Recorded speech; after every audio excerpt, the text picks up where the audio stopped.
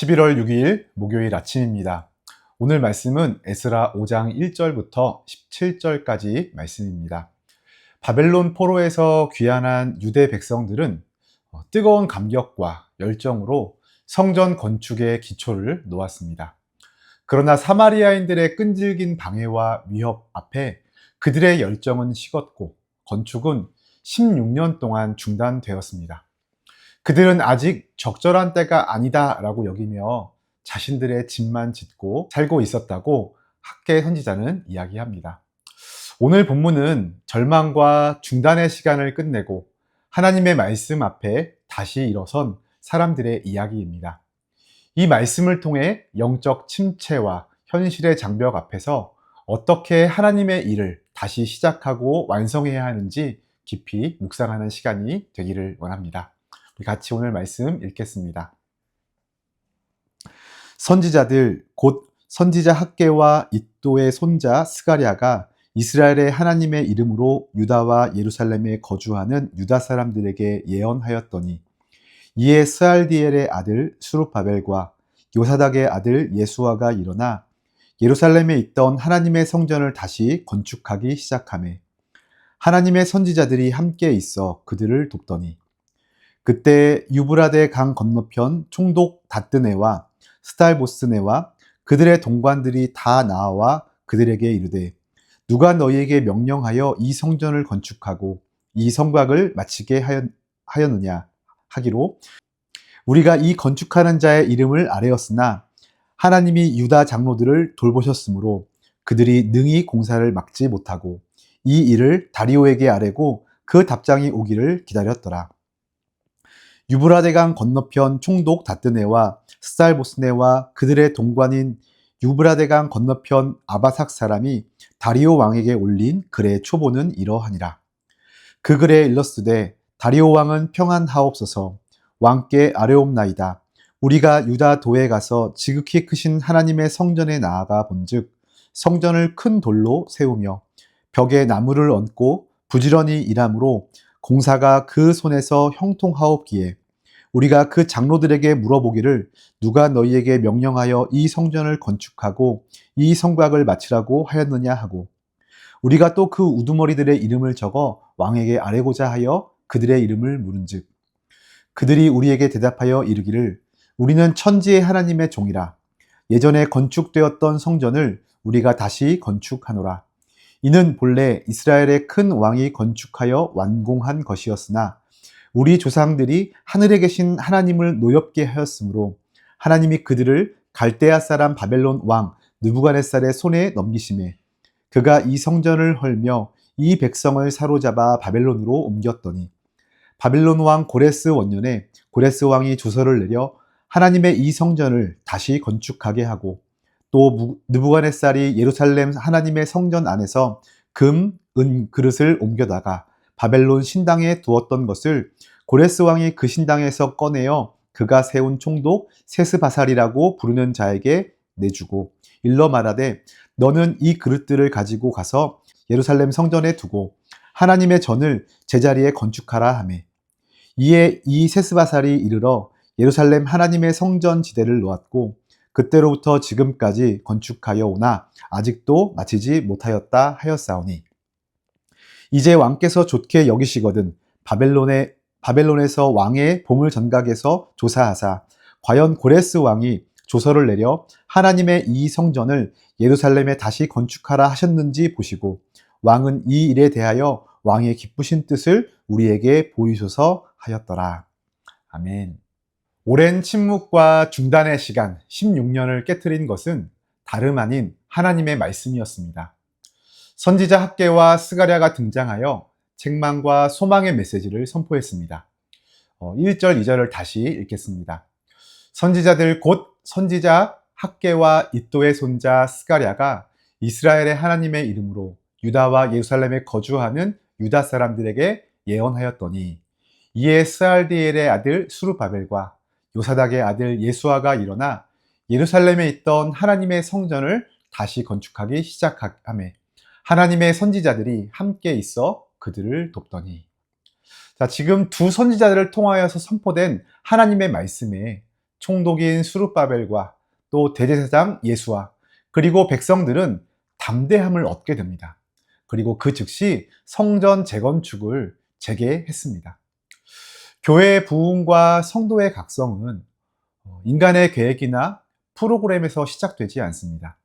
오직 살아 역사하시는 말씀이 들어올 때 침체되었던 영혼들이 다시 일어나 하나님의 일을 시작합니다.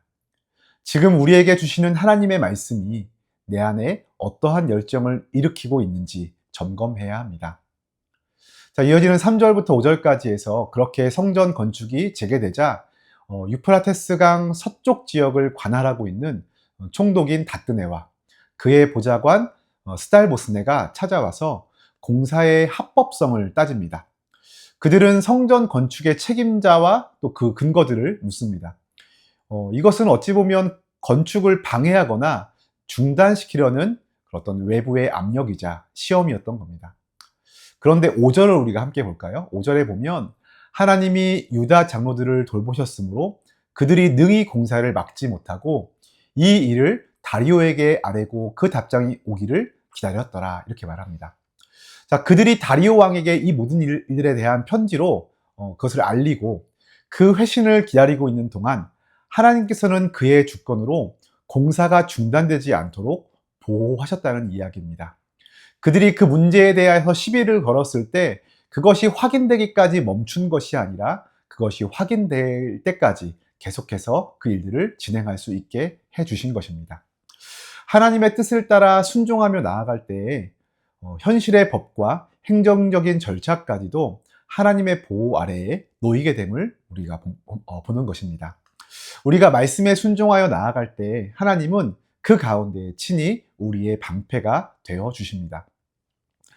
이어지는 7절부터 17절까지의 내용은 총독 다뜨네가 다리오 왕에게 보낸 편지의 내용의 초안입니다.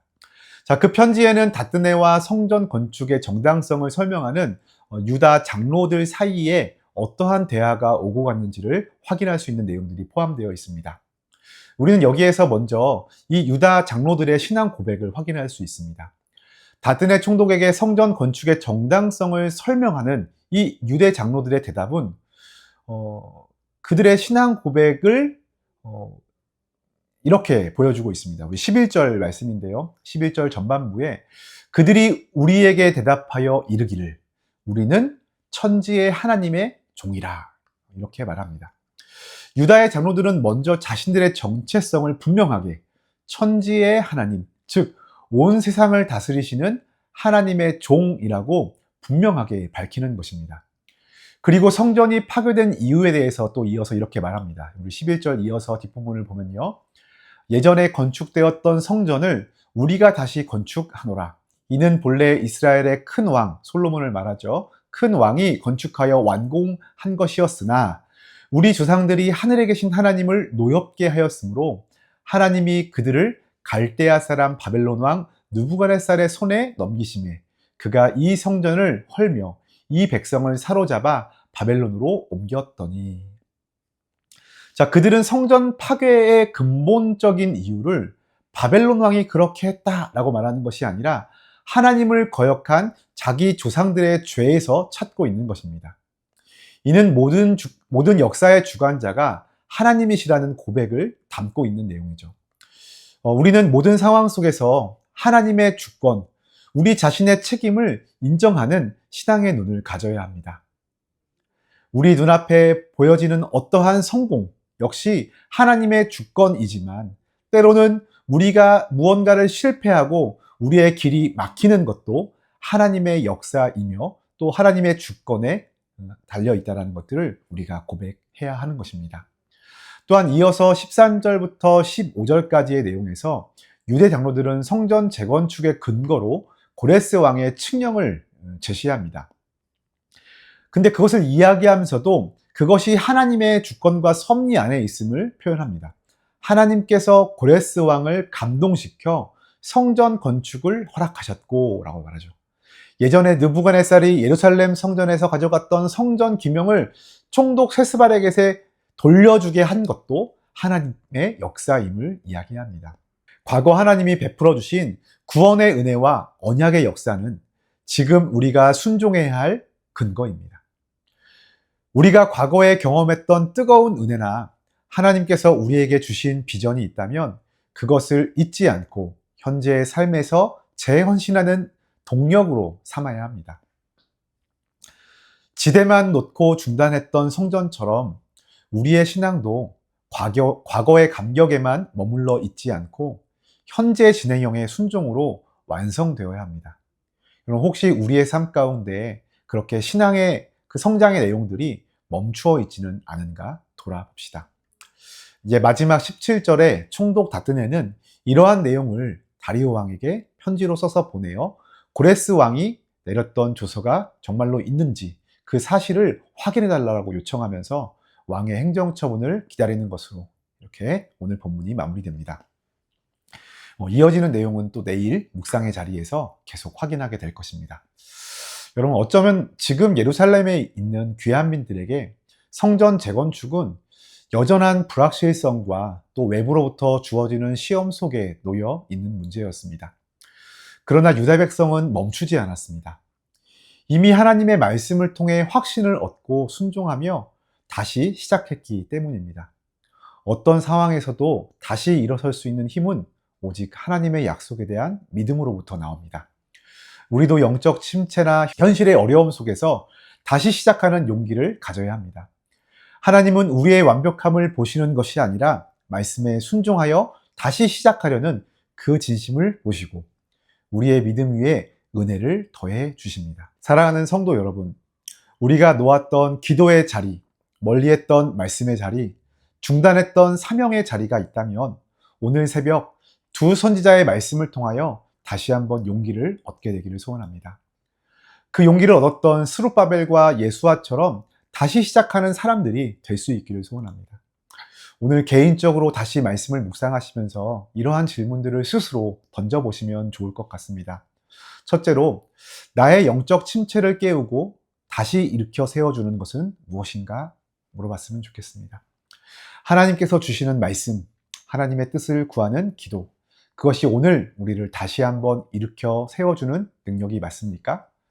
오늘 우리가 다시 회복해야 할 모든 영역에서 하나님의 말씀이 우리의 삶을 다시 한번 일으켜 세워주시기를 소원합니다.